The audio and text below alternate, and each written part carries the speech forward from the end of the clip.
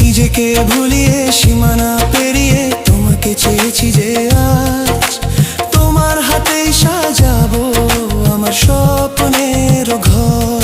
আমি তোমার প্রেমে পড়ে দুনিয়া ভুলে গেছি।